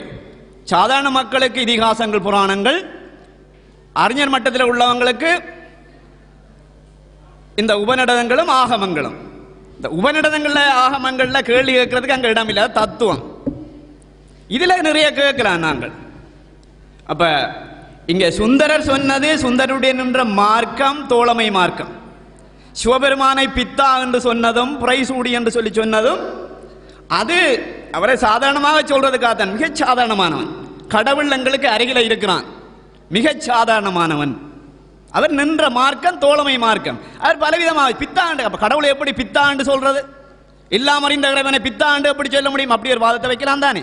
அப்படி இல்லை. அது நாங்கள் இறைவன் என்றது எங்களோட இருக்கிறார், அப்ப எங்களுக்குள்ள இருக்கிறார், அந்நியமாக இல்லை, எங்களுக்குள்ளே இருக்கிறார், எங்களோட தோழன் மாதிரி என்று சொல்லி அந்த அர்த்தத்தில் தான் சுந்தரமூர்த்தி சுவாமிகள் சொன்னது. அந்த பழைய இதிகாச புராண கதைகளை வச்சுக்கொண்டு சாதாரண மக்களுக்கு சமய உண்மைகளை விளங்கப்படுத்துறதுக்காக அவர் சொன்னது.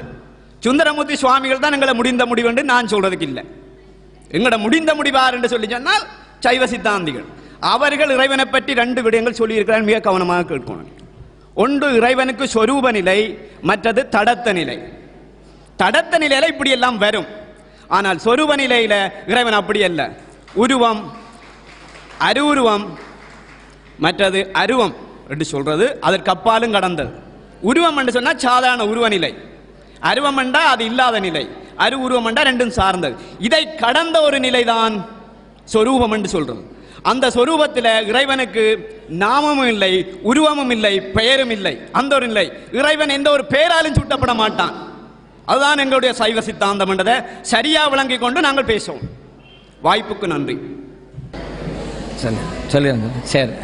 கேள்விக்கு முன்னாடி ஒரு செய்தி ஐயாவுக்கு நன்றி சொல்லிக் கொள்கிறேன். நான் பொதுவாக நாங்கள் இதை தான் வரவேற்கிறோம். எங்களுடைய நிகழ்ச்சி வந்து ஏதோ நீங்கள் என்கிட்ட கேட்டீங்க, நான் என்னத்தையோ ஒன்று சொன்னேன், அதில் வந்து எங்களுக்கு திருப்தியே கிடையாது. என்ன சொன்னாலும் உடனடியாக பிடிக்கிற அந்த வார்த்தைகளில் எது ஏற்றுக்கொள்ள முடியும், உங்களுடைய மனது எதை ஏற்க மறுக்கிறது, உடனடியாக கவுண்டர் ஆர்குமெண்ட்டு என்ற அறிவுபூர்வமான ஒரு விவாத அரங்காக இது இருக்க வேண்டும் என்று விரும்பினோம். ஐயா அவர்கள் அதற்கு ஒரு வாய்ப்பை ஏற்படுத்தி கொடுத்தமைக்கு அவர்களுக்கு நாங்கள் நன்றியை சொல்லிக் கொள்கிறோம். அதே நேரத்தில் அதில் ஒரு விஷயத்தை தெளிவுபடுத்தி இருக்கிறார்கள். அது அவர்களுக்கு அந்த வார்த்தை பித்தா பிறை சூடி பெருமானை அருளாளா என்பது பொய்ப்படுத்தப்பட்டு விட்டது என்ற வார்த்தைக்கு விளக்கம் தர வேண்டும் என்று சொன்னார்கள். அதிலேயும் கூட நம்முடைய கருத்து ஒரு விதத்தில் ஏற்க தகுந்தது என்று சொன்னமைக்கு நன்றி. ஏன்னா லெவலுக்கு தகுந்த மாதிரி சொல்லப்பட்டிருக்கு. கீழே உள்ளவங்க அதை ஏற்றுக்கிட்டாங்க. மேலே உள்ள அறிவுஜீவிகள், அந்த விஞ்ஞான கோணத்தில் சிந்திக்கிறவங்க, அவர்களை பொறுத்த வரைக்கும் அது அந்த நிலையிலே தான், மறுக்கப்படுகிற நிலையில் தான் வைக்கப்பட்டிருக்கிறது என்பதனை அந்த ஏற்றத்தாழ்வுகளோடு பாமர மக்கள், அறிஞர்கள் என்ற கோணத்திலே அந்த வாதம் வைக்கப்பட்டிருப்பதாக எடுத்து வைத்திருக்கிறார்கள். நன்றி. அடுத்த கேள்வி சொல்லுவோம்.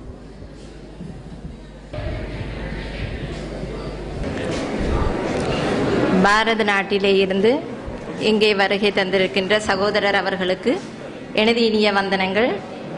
உண்மையாக அதாவது உங்களிடத்திலே கேட்க போகிற கேள்வியானது ஒரு சூக்ஷ்மமான விஷயம்.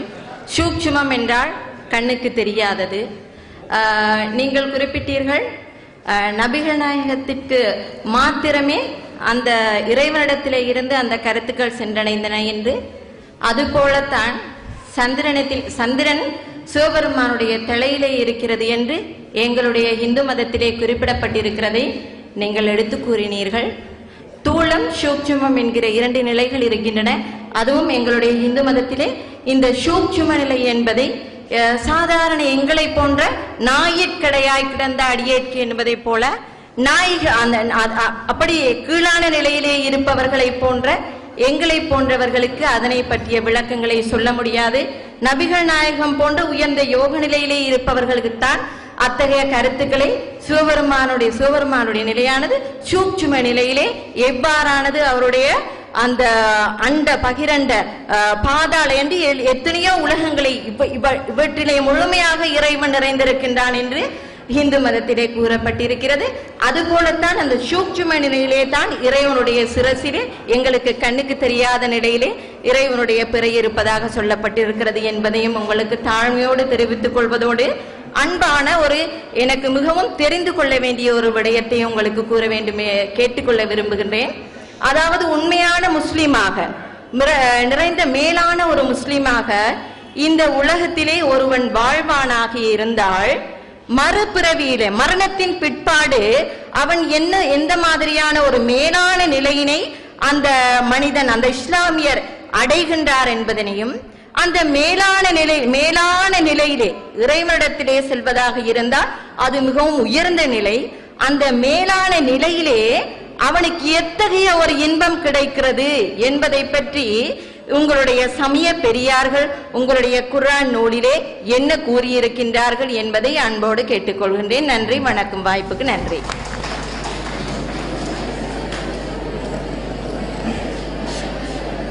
சகோதரி ஒரு 2 விஷயங்களை சொல்லியிருக்கிறாங்க. சில விஷயங்கள் வந்து சூட்சுமமாக சொல்லப்பட்டிருக்கிறது, அது குறித்த விளக்கங்களை சொல்ல இயலாதென்று. அதில் தான் இஸ்லாம் கொஞ்சம் வேறுபட்டு இருக்கிறது. நான் உங்கள் மதத்தை பற்றி முழுமையான ஆய்வு இல்லை என்று சொன்னாலும் இஸ்லாமிய குறித்து ஓரளவுக்கு படித்தவன் என்ற அடிப்படையில் அந்த புள்ளியில் இஸ்லாம் வேறுபடுகிறது. என்ன, நான் தெரிஞ்சது இஸ்லாம் தானே, அதை பற்றி தானே நான் சொல்ல இயலும். இஸ்லாத்தை பொறுத்த வரைக்கும் அது மாதிரி புரியாத விஷயங்கள் என்று எதுவுமே கிடையாது. 100க்கு 100% பாமரன் முதற்கொண்டு பெரும் படித்தவர் வரை, பெரும் அறிஞர்கள் வரை அத்தனை பேரும் இலகுவாக விளங்கி புரிந்து வாழ்க்கையிலே செயல்படுகிற அம்சங்களை தவிர வேறு எந்த ஒரு அம்சத்தையும் இஸ்லாம் உலகத்திற்கு முன்வைக்கவில்லை. ஏன்னா குர்ஆனிலேயே பல்வேறு இடங்களில் குர்ஆன் திரும்ப சொல்லக்கூடிய செய்தி என்னன்னா, வலகத் யஸ்ஸர்னல் குர்ஆன லிذிக்ர் ஃபஹல் மின் முத்தக்கிர். இது குர்ஆனில் வரக்கூடிய பல்வேறு இடங்களில் வரக்கூடிய ஒரு அரபி வாசகம். இதற்கான பொருள் என்னவென்றால், இந்த குர்ஆனை, இந்த புத்தகத்தை, வேத புத்தகத்தை வாசிப்பதற்கு மிக எளிதாக ஆக்கி தந்திருக்கிறோம். ஃபஹல் மின் முத்தக்கிர், இதை வாசித்து விளங்கிக் கொள்வோர் உண்டா, அதை புரிந்து கொண்டு செயல்படுவோர் உண்டா என்று பல்வேறு இடங்களில் குர்ஆன் கேள்வி எழுப்புகிறது. எனவே பாமரன் முதற்கொண்டு படித்தவர் வரை அத்தனை பேருமே இலகுவாக விளங்கிக் கொள்கிற ஒரு அம்சம்தான் இஸ்லாமிய பார்வையில் இஸ்லாத்தின் போதனைகளாக இருக்கிறது என்பது ஒன்று. ரெண்டாவது, இந்த உலகத்தில் நல்ல ஒரு முஸ்லீமாக வாழ்ந்த ஒருத்தர் மரணத்திற்கு பிறகு வரக்கூடிய வாழ்க்கையில் அவருக்கு கிடைக்கக்கூடிய யோக நிலை என்ன, அது குறித்து என்ன சொல்லப்பட்டிருக்கிறது என்று கேட்கிறார்கள். அது குறித்து குர்ஆனிலே பல விஷயங்கள் சொல்லப்பட்டிருக்கிறது. அதே போன்று நபிகள் நாயகம் அவர்களும் பல செய்திகளை விளக்கி தந்திருக்கிறார்கள்.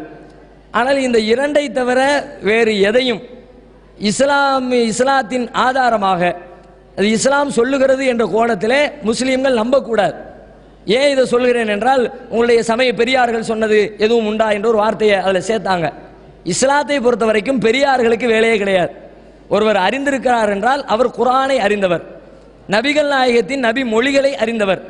அந்த குர்ஆனையும் நபி மொழிகளையும் அறிந்து பிறருக்கு கற்றுக் கொடுக்கிற இருப்பதை எடுத்து சொல்கிற ஒரு ஆசிரியராகத்தான் அவர் இருக்க முடியுமே தவிர, அவராகவே குர்ஆனிலே இஸ்லாத்திலே புதிய கருத்துக்களை சொல்வதற்கோ புதுமையான தகவல்களை மக்களுக்கு சொல்வதற்கோ இஸ்லாத்தில் அனுமதியே கிடையாது.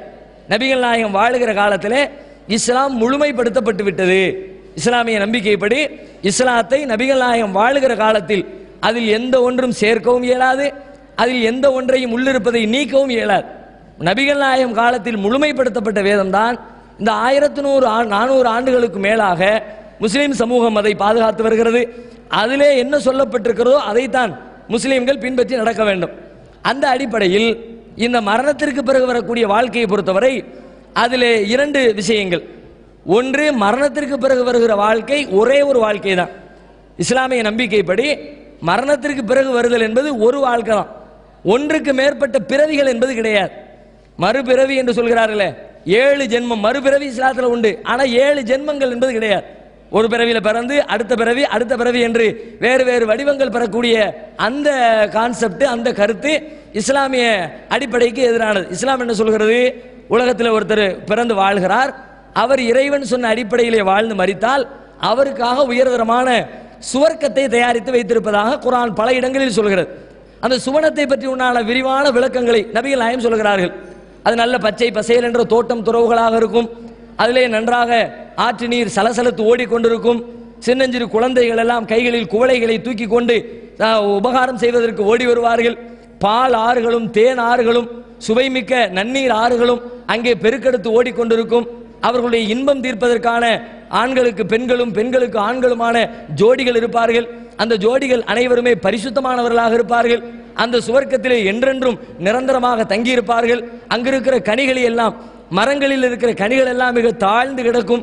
விரும்புகிறவர் விரும்புகிற நேரத்திலே பறித்து சாப்பிடுகிற விதத்திலே அதனுடைய அமைப்பு அமைந்திருக்கும். சுருக்கமாக சொல்வதாக இருந்தால், வலஹும் ஃபீஹா மா தஸ்தஹீஹில் அன்ஃபுஸ். இது மாதிரி எக்கச்சக்கமான விளக்கங்களை சொல்லிவிட்டு ரத்தின சுருக்கமாக ஒரே ஒரு வாசகத்தின் மூலமாக இறைவன் இதை நிவர்த்தி செய்கிறான். அங்கே மனிதர்களின் உள்ளம் எதையெல்லாம் விரும்புமோ அதுவெல்லாம் உண்டு. அங்கே சட்டங்கள் கிடையாது, அங்கே வழிபாடுகள் கிடையாது, அங்கே கட்டளைகள் கிடையாது. மனித உணர்வு சிந்தனை எதையெல்லாம் விரும்புகிறதோ அவை அனைத்தையும் நிறைவேற்றிக் கொள்ளக்கூடிய ஒரு சுந்தர வனமாக சுவர்க்கம் இருக்கும்.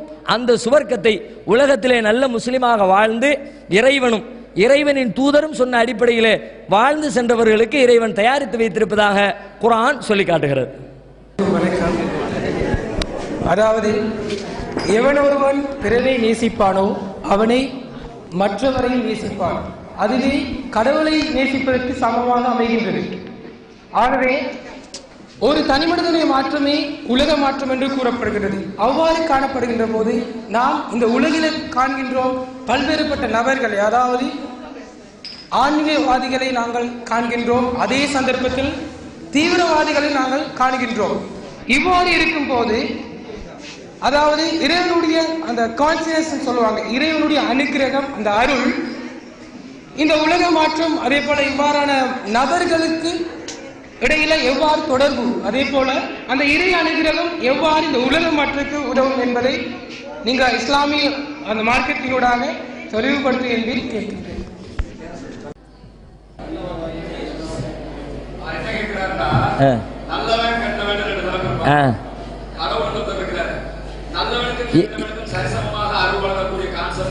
எல்லாத்தையும் நல்லவன் ஆக்கிற வேண்டியதானே? ஏன் கெட்டவன் நல்லவன் பிரிச்சு வச்சிருக்காரு? அப்படிதானே? சரி, பல கேள்விகளை பல தடவைகள் கேட்டு புரிஞ்சுக்கிற மாதிரி இருக்குது. மொழி பிரச்சனை தான் வேறு. நான் அவங்க சொல்ல வந்த கருத்தை கரெக்டாக சொல்லியிருப்பாங்க, எனக்கு விளங்கலை. நல்லவன் கெட்டவங்கிற மாதிரி இறைவன் பல பேர் உலகத்தில் பார்க்குறோம். ஆனால் இறைவன் வந்து உலகத்தில் எல்லாருமே கெட்டவன் சொல்கிறவனு நல்லா தான் வாழ்ந்துக்கிட்டு இருக்கிறான். இறைவனுடைய அருள் கிடைக்கிறது. சில நேரங்களில் பார்த்தா நல்லவன்னு சொல்கிறவனுக்கு கூட அருள் கிடைக்க மாட்டேன்னு சொல்கிற மாதிரி இருக்குது. நல்லவர்களாக இருக்கிற பல பேர் கஷ்டப்படுறாங்க, கெட்டவர்களாக இருக்கிற பல பேர் நல்ல வாழ்க்கை வாழ்கிறாங்க.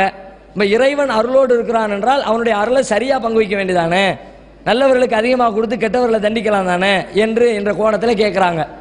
ஆனால் இந்த இறை அருளை பொறுத்தவரை இஸ்லாமிய மார்க்கத்தின் நம்பிக்கைப்படி, குர்ஆனுடைய போதனைப்படி இந்த உலகத்தை இறைவன் தனியான ஒரு பார்வையில் பார்க்கிறான்.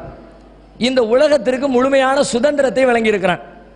உலகத்திலே படைக்கப்பட்ட மனிதனை பொறுத்தவரை அவன் விரும்பிய வாழ்க்கையை விரும்பியவாறு தேர்ந்தெடுத்துக் கொள்கிற விதத்தில் அவனுக்கு பகுத்தறிவை வழங்கி உலகத்திற்கு அனுப்பிவிட்டான்.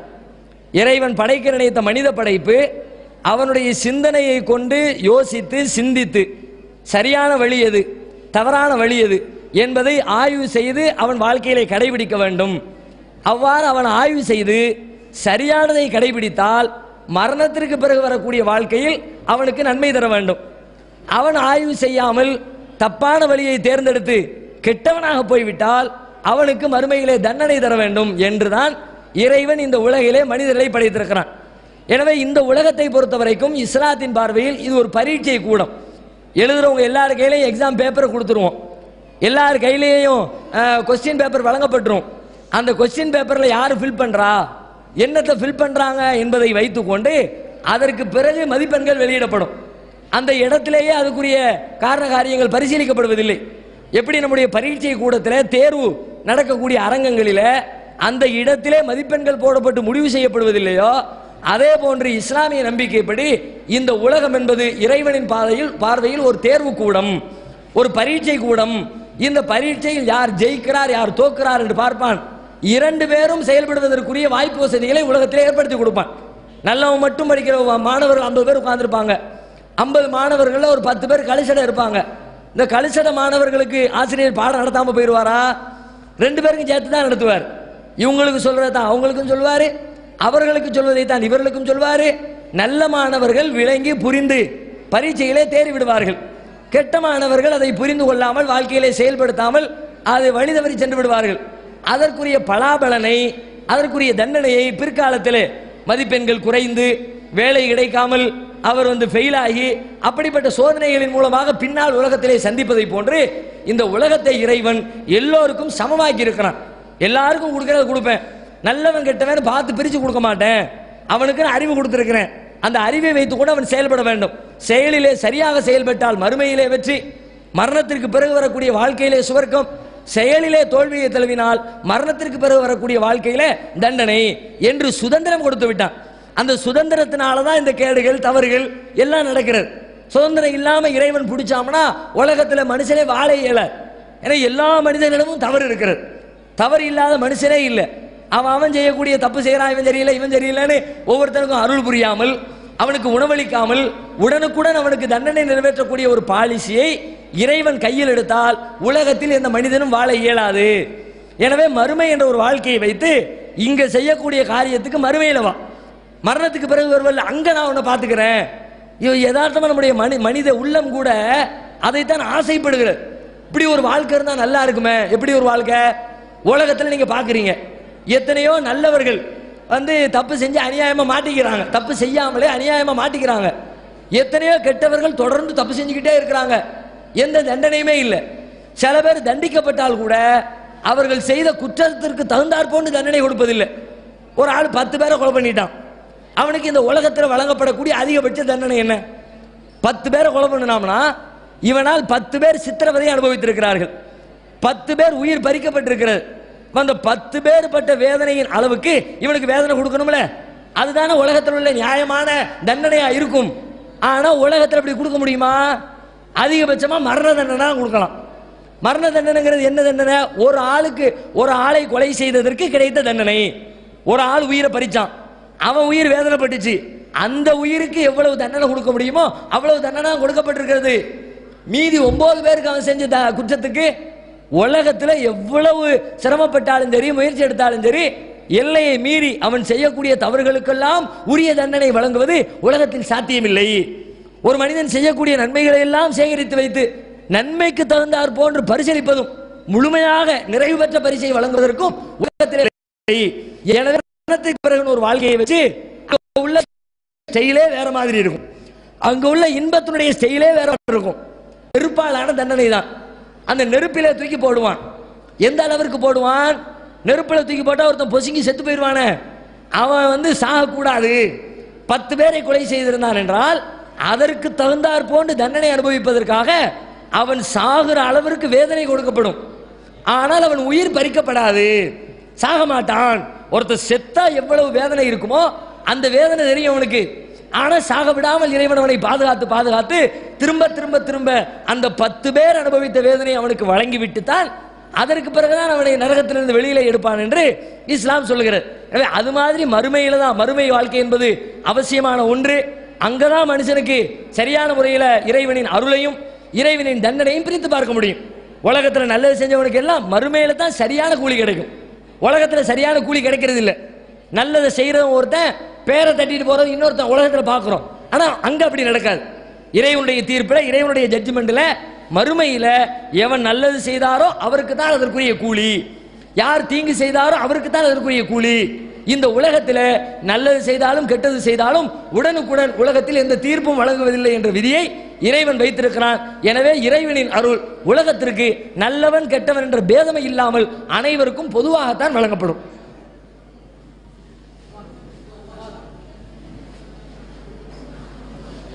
அந்த என்ன அடிப்படையில் அதை நீங்க பிரிக்கிறது? இப்ப சில இடங்கள் எல்லாம் பிரச்சனைகள் 2 முஸ்லிம்களுக்கு இடையில வருது. அது எந்த அடிப்படையில் அது பிரிக்கப்படுகிறது? ஐயா ஒரு நல்ல கேள்வி கேட்டிருக்கிறாங்க. என்னன்னா ஷியா சன்னி என்ற பிரிவுகளை நீங்க பத்திரிகையில பார்க்கலாம். பெரும்பாலும் உங்க நாட்டில் பார்ப்பதற்கான வாய்ப்பு கம்மி. வெளிநாடுகளில் ஈரான், ஈராக்கு அந்த பகுதிகளில் தான் இந்த பிரிவுகளும் அதற்குரிய சண்டைகளும் நடந்து கொண்டிருக்கிறது. அதை நீங்க பத்திரிகையில பார்த்துருப்பீங்க, தொலைக்காட்சிகளில் பார்த்துருப்பீங்க. அது ஏன் அந்த பிரிவு, எதனால் இந்த பிரிவை எப்படி வகைப்படுத்துறீங்க அப்படின்னு கேட்குறாங்க. இஸ்லாத்தை பொறுத்த வரைக்கும் இஸ்லாத்தில் எந்த பிரிவும் கிடையாது. நான் ஆரம்பத்தில் குறிப்பிட்டதை போன்று இஸ்லாத்திற்கு ஒரே ஒரு அடிப்படை தான்.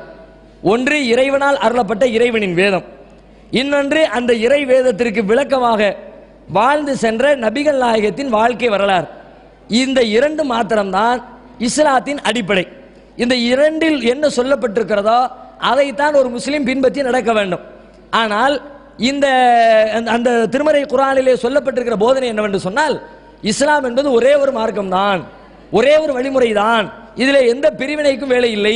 அனைவருக்கும் இறைவன் ஒருவனே, அனைவருக்கும் இறை தூதர் ஒருவரே, அனைவரும் பின்பற்ற வேண்டிய வேத புத்தகமும் ஒன்றே. எனவே அனைவருடைய வாழ்க்கை வழிபாடு அனைத்துமே ஒன்றாகத்தான் இருக்க வேண்டும் என்று இஸ்லாம் சொல்லுகிறது. அது ஒன்றுதான் இஸ்லாத்தில் உள்ளது. ஆனா எப்படி இந்த பிரிவு வந்துச்சு என்று சொன்னால் அதற்கு தப்பான புரிதல் தான் காரணம். அதை படித்தவர்கள், பின்னால் வந்தவர்கள் அந்த குர்ஆனிலே சொல்லப்பட்டிருக்கிற விஷயத்தை சில பேர் தவறாக புரிந்து கொண்டார்கள். அந்த புரிதலில் ஏற்பட்ட கோளாறு தான் முஸ்லீம்களிலே ஒரு பிரிவு ஏற்பட்டதை போன்று ஒரு தோற்றம் உலகத்திற்கு ஏற்பட்டு விட்டது. உதாரணமாக ஷியாக்கள் என்ற பிரிவினர் எடுத்துக்குவோம். ஷியா என்றால் என்ன? ஷியா என்பது அது ஒரு அவர்களை பற்றி குறிக்கக்கூடிய ஒரு வார்த்தையின் பாதி துண்டு தான் ஷியாங்கிறது. ஷியாங்கிற வார்த்தையினுடைய ஃபுல் ஃபார்ம் என்ன என்று சொன்னால் ஷியாத்து அலி. ஷியாத்து அலி என்பதுதான் மருவி மருவி மருவி ஷார்ட்டாக ஷியா என்று அழைக்கப்படுகிறது. அது என்ன ஷியத்து அலி? அலி பிரிவினர் அர்த்தம். ஷியானா பார்ட்டி, கட்சின்னு சொல்றோம்ல, அந்த பார்ட்டின்னு அர்த்தம் ஷியா என்பதற்கு அர்த்தம். ஷியத்து அலி என்றால் அலியுடைய பார்ட்டிகள் அர்த்தம். என்ன அலியுடைய பார்ட்டிகள் அப்படின்னா, நபிகள் நாயகத்தினுடைய காலத்திற்கு பிறகு பல தலைவர்கள், ஆட்சியாளர்களாக வந்தாங்க. நபிகள் நாயகம் மரணித்ததற்கு பிறகு அபூபக்கர் என்ற நபிகள் நாயகத்தினுடைய தோழர் ஜனாதிபதியாக வந்தார். அந்த அரேபிய பிரதேசத்திற்கு ஜனாதிபதியாக வந்தார். அவர் மரணித்ததற்கு பிறகு அவருடைய தோழர் உமர் ஜனாதிபதியாக வந்தார். உமர் மரணித்ததற்கு பிறகு உஸ்மான் என்ற நபிகள் நாயகத்தின் தோழர் ஜனாதிபதியாக வந்தார். அந்த உஸ்மானும் மரணித்ததற்கு பிறகு அலி என்று சொல்லப்படுகிற நபிகள் நாயகத்தின் தோழரும் அவருடைய மகளை திருமணம் செய்த மருமகனுமான அலி என்பவர் ஜனாதிபதியாக வந்தார். இந்த சில வரலாற்று ரீதியான குழப்பங்கள் ஏற்படுகிறது. அந்த குழப்பத்தின் விளைவாக ஒரு சாரார் தப்பான கொள்கையை நோக்கி இஸ்லாத்தை விட்டு பிரிந்து சென்று விட்டார்கள். என்ன குழப்பம் என்று சொன்னால், அலிக்கு முன்னால் வாழ்ந்த ஜனாதிபதி உஸ்மான் அவரை ஒரு கலக கூட்டத்தினர், நாட்டுக்குள்ள குழப்பம் செய்யக்கூடிய ஒரு கூட்டத்தார் அத்துமீறி தாக்குதல் நடத்தி அவரை கொலை செய்து விடுகிறார்கள். அவர் கொலை செய்யப்பட்டதற்கு பிறகு அடுத்த ஜனாதிபதியாக பொறுப்பேற்கக்கூடிய அலி சம்பந்தப்பட்ட ஜனாதிபதியினுடைய கொலைக்கு முறையான நடவடிக்கை எடுக்க வேண்டும். ஆனால் அவர் எடுப்பதற்குரிய வாய்ப்பு அந்த ஊரில் இல்லை. கலகக்காரர்களுடைய கை ஓங்கி நிற்கிறது. உஸ்மானை அவர் யார் கொன்னார்களோ அவர்கள் தான் ஊரெங்கும் நிறைந்திருக்கிறார்கள். எந்த அளவுக்கு நிறைந்திருக்கிறார்கள் என்றால், அந்த தலைநகரம் நபிகள் நாயகம் காலத்தில் மதீனா தான் இஸ்லாமிய பிரதேசத்தின் தலைநகரமாக இருந்தது. அபூபக்கருடைய காலத்திலும் அதுதான் தலைநகரம், உஸ்மானுடைய காலத்திலும் அதுதான் தலைநகரம். ஆனால் உஸ்மான் கொல்லப்பட்ட பிறகு அலியுடைய காலத்தில் அந்த ஊரில் உட்கார்ந்து கொண்டு நிர்வாகம் செய்ய முடியல. அந்த அளவுக்கு குழப்பம் நிறைந்திருக்கிறது. எனவே அவர் ஊரை காலி செய்து கொண்டு பக்கத்தில் இருக்கிற கூஃபாவை நோக்கி, ஈராக்கில் இருக்கிற கூஃபாவை நோக்கி தன்னுடைய தலைமையகத்தை மாற்றி கொண்டு வந்து வெளியில் உட்கார்ந்து கொண்டு அந்த பிரதேசத்தை நிர்வாகம் செய்யக்கூடிய அளவிற்கு குழப்பம் தலை தூக்கி இருக்கிறது. இந்த காலகட்டத்தில் அந்த அரசாங்கத்திற்கு கீழே இருக்கிற குடிமக்கள் 2 பிரிவினராக பிரிந்து விடுகிறார்கள். ஒரு சாரார் யாருன்னு கேட்டா, அலி வேற வழி இல்லை, அவர் நடவடிக்கை எடுக்கணும். ஆனா இந்த எதிரிகளுடைய கை ஓங்கி இருக்கிறது. இப்ப நடவடிக்கை எடுக்கிறதுக்கு அவர் களத்தில் இறங்கினால் பாரதூரமான விளைவுகள் வரும், ஆட்சியை கவிழ்ந்து போவதற்கான சூழ்நிலை ஏற்படும். எனவே கொஞ்சம் காலதாமதம் ஆகட்டும் என்று அதற்குரிய ஆய்வுகளை, யார் கொலை செய்தவர்கள், சம்பந்தப்பட்டவர்கள் யார் என்று அவர் ஆய்வு செய்து கொண்டிருக்கிறார் என்று நிஜமாகவே அவரை பற்றி உண்மையாக தெரிந்த ஒரு கூட்டம் அவருக்கு பக்கபலமாக இருந்தது. சரிதான், இந்த நேரத்தில் நடவடிக்கை எடுக்க முடியாது, எடுத்தா பிரச்சனை தான், கொஞ்சம் அமைதி காக்க வேண்டும் என்று அவர்கள் சொல்லிக் கொண்டிருக்கிறார்கள் அவருடைய பார்ட்டிகள். இன்னொரு பார்ட்டி என்ன பண்றாங்கன்னா, அவரை விமர்சனம் செய்கிறார்கள். ஒரு சாரார் அவரை ஏற்றுக்கொள்கிறார்கள், ஒரு சாரார் அவரை விமர்சிக்கிறாங்க. இல்ல, அலி சரி கிடையாது, உஸ்மானை கொன்றவர்களுக்கு அலியோடு ஏதோ சம்பந்தம் இருக்கிறது, அலியும் சேர்ந்து கொண்டுதான் உஸ்மானை கொலை செய்துவிட்டு ஜனாதிபதியாக வருவதற்கு திட்டம் தீட்டி இருக்கிறார் என்றெல்லாம் அலியை பற்றி தாறுமாறாக திட்டிக் கொண்டு அவர் நடவடிக்கை எடுக்கவில்லை என்று சொல்லி பிரச்சாரம் செய்து கொண்டு ஒரு கூட்டம் இன்னொரு பக்கத்திலே உருவாகிறது. இப்பொழுது 3ஆவதாக ஒரு கூட்டம் உழைக்கிறது. இவங்க யாருன்னு கேட்டா, இந்த அலியின் மீது பாசம் வச்ச டீம்லேயே அலியை பத்தி விமர்சனம் சொன்ன உடனே அந்த விமர்சனத்தை தாங்கிக்க முடியாம அலிக்கு ஆதரவாக கோஷம் எழுப்ப ஆரம்பிக்கிறார்கள். ஒரு பக்கம் அலியை திட்டி சில பேர் பேசுறாங்க, உடனே இவங்க அலிதான் உண்மையாளர் என்று சொல்வதற்காக வேண்டி களத்தில் இறங்கி பிரச்சாரம் பண்றாங்க. அந்த பிரச்சாரம் நாளடைவில் எப்படி மாறி போகிறது என்றால், அலியை ரொம்ப உயர்ந்த ஒரு பெரிய மனிதராக, நபிகள் நாயகத்துக்கு நிகரானவராக, இறைவனின் அருள் பெற்றவராக, உலக மாந்தர்களிலேயே தலை சிறந்தவராக, அப்படியாகவெல்லாம் ரொம்ப அளவுக்கு மீறி அவரை புகழ ஆரம்பித்து விடுகிறார்கள். அவருக்கு ஆதரவா நிக்கிறோம் சொல்லி சொல்லி சொல்லி ஒரு கட்டத்தில் அந்த ஆதரவு நிலை ஒரு எக்ஸ்ட்ரீம் நிலையை நோக்கி சென்று அவரை தலையிலே தூக்கி வைத்து, இவர்தான் எங்களுக்கான வழிகாட்டி, நபிகள் நாயகம் எப்படி ஒரு வழிகாட்டியோ அது மாதிரி இந்த அலியும் ஒரு வழிகாட்டி என்று சொல்லி அலியின் மீது அபரிமிதமான பொய்யான புகழுரைகளை, போலித்தனமான புகழுரைகளை கற்பனைகளாக, கதைகளாக மக்கள் மத்தியிலே பரவ விட்டு ஒரு கூட்டம் உருவானது. அந்த கூட்டத்தினுடைய தொடர்ச்சி தான் இன்று வரைக்கும் அந்த ஷியா என்ற பிரிவில். அவங்க தான் சொல்லிக்கிட்டாங்க, நாங்கள் ஷியா பார்ட்டி, அலி பார்ட்டி, நாங்கள் அலி அலி அலி குரூப், அலி குரூப்னு சொல்லி சொல்லி சொல்லி இஸ்லாத்தில் இல்லாத பல விஷயத்தை அலி பேரில் அவங்களாவே சொல்லிவிட்டாங்க. அலி சொல்லாத விஷயத்தை அலி அப்படி சொன்னாரு, அலி இப்படி சொன்னாரு. அவர் வாழுகிற காலத்திலே இந்த பஞ்சாயத்து வருது. ஒரு நாள் கேட்குறாங்க, நபிகள் நாயகம் அலி உங்களை மட்டும் கூப்பிட்டு ஏதோ பிரத்யேகமான சில ஆன்மீக போதனைகளை செஞ்சாங்களாமே என்று கேட்குறாங்க. இது யாருப்பா சொன்னா? அவர் கேட்கிறாரு. என்னென்ன ஆட்கள்லாம் சொல்லிக்கிட்டு இருந்தாங்க. அவர் மக்களை எல்லாம் திரட்டி சொல்றாரு, இது மாதிரி சொல்கிறார்கள், பொய் அது. அப்படி நபிகள் நாயகம் என்ன சிறப்பாக்கல, நீங்கள்லாம் இப்படி நபிகள் நாயகத்துடைய தோழர்களா இருந்தீங்களோ அது மாதிரி தான் நானும் அவருடைய ஒரு சாதாரண தோழன் தான். உங்களுக்கெல்லாம் எப்படி அறிவுரை சொன்னாரோ அதே மாதிரி தான் அவருடைய அறிவுரையை ஏற்று பின்பற்றக்கூடிய இடத்துல தான் நான் இருக்கிறேன் என்று அவர் காலத்தை அவர் விளக்கம் கொடுத்தும் கூட அந்த விளக்கத்தை மீறி கொண்டு அலிக்கு ஜால்ரா அடிக்கக்கூடிய அந்த கூட்டம் ஓவராக அவரை புகழ்ந்து புகழ்ந்து புகழ்ந்து அவர்களும் பேசி அவருடைய பிள்ளைகளுக்கும் கற்றுக் கொடுத்து அப்படி சந்ததி சந்ததியாக சொல்லி சொல்லி சொல்லி சொல்லித்தான் இன்றைக்கு ஷியா என்ற ஒரு பிரிவினர், அந்த குரூப் தான். அலியை அளவுக்கு மீறி புகழ்ந்த பிரிவினர்கள் தான் இஸ்லாத்தில் சொல்லாததை, நபிகள் நாயகம் சொல்லாததை, குர்ஆனில் சொல்லப்படாததை எல்லாம் அலியின் மீது புகழுரைகளாக சொல்லி நாங்கள் அலி பார்ட்டி என்ற ஒரு குரூப்பாக பிரிந்து விட்டார்கள். அதற்கும் இஸ்லாத்துக்கும் சம்பந்தம் கிடையாது. அவர்கள் சொல்லக்கூடிய எந்த போதனைக்கும் குர்ஆன்ல இருந்து ஆதாரம் காட்ட மாட்டாங்க. ஒரு முஸ்லீம் என்று சொன்னால் அவர் இஸ்லாத்தை எங்கிருந்து பின்பற்ற வேண்டும் தெரியுமா? திருமறை குர்ஆனில் இருந்து பின்பற்ற வேண்டும், அல்லது நபிகள் நாயகத்தின் போதனைகளில் இருந்து பின்பற்ற வேண்டும். ஆனா இவங்கள்ட்ட போய் பாருங்க, இவங்க பெரியாரில் எழுதி வச்ச புக்கை எல்லாம் வச்சிருப்பாங்க. எங்க தாத்தா இப்படி சொன்னாரு, எங்க பாட்டனார் இப்படி சொன்னாரு, எங்க 10 தலைமுறைக்கு முன்னாடி வாழ்ந்த ஒரு பெரியார் இதை சொன்னாரு என்று சொல்லி அவங்க வம்சாவளியில வந்தவங்க சொன்னதை எல்லாம் தொகுத்து வைத்துக் கொண்டு அவற்றை தங்களுடைய வேதங்களாக நினைத்து பின்பற்றி கொண்டிருக்கிறார்கள். அதுதான் இந்த 2 பிரிவுக்குமான அடிப்படை. ஒரு பிரிவு சன்னி என்ற பிரிவு, நபிகள் நாயகத்தையும் அவருடைய தோழர்கள் என்ன சொன்னாங்களோ அதை பின்பற்றக்கூடிய பிரிவினர். ஷியா என்பது அவற்றை ஓரங்கட்டிவிட்டு அலியின் பெயரால் இவர்களாக சுயமாக உருவாக்கியதை செயல்படுத்தி கொண்டு புகழ்ந்து கொண்டிருக்கிறவர்கள். அதனால தான் இப்படி வரலாற்று ரீதியான ஒரு குழப்பம் தானே ஒழிய இஸ்லாத்தில் இப்படிப்பட்ட பிரிவினைக்கு வேலை இல்லை.